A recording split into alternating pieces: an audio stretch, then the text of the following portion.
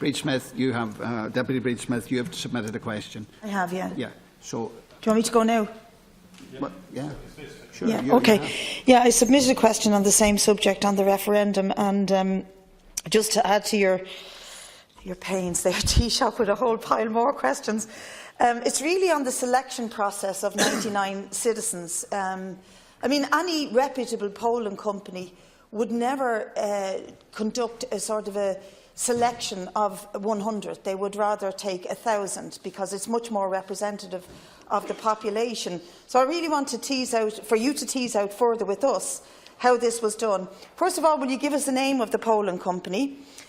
Secondly, are you saying that the polling company chose on a stratified manner how to select the 99 people, or did they do it randomly? So in other words, did they go through the scientific process of research, of going through social class, age, religion, gender, even any history that they may have had with crisis pregnancies, which I think is a criteria that should be in there for anyone who's making a judgment on the future of women with crisis pregnancies in this country.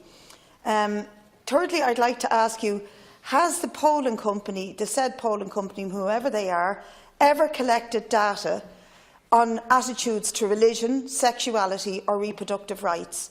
And I think the country should know that, should know their history and should know their background. And I would just like to add to all of that to say to you that if you're telling us that before the first half of 2017, which is June 2017, I assume sometime before June, you're looking at up to 9 months to come back with a recommendation on whether or not to have a referendum on repeal the 8th. I assume that's what they're going to do. Either you have a referendum or we don't have a referendum, seeing as how we're not getting it in any other way. Do you realise that by June 2017 there will be another 3,246 women approximately who will be exported from this country for a health procedure that they're not entitled to in this country? That's a hell of a lot of women. And having been on the march of over 30,000 plus, mainly young people, I think that that was a much more representative cross-selection of Irish society of where we should be going with this issue. That was a genuine citizens' assembly as against 99 people who were either randomly or stratifiedly chosen, and we need to know on what basis. The last thing to say to you is, Taoiseach, I want to give others. Yeah, they're all my questions, and I just wanted to get all of those answers in detail, because I do think he gave us a very scant reply.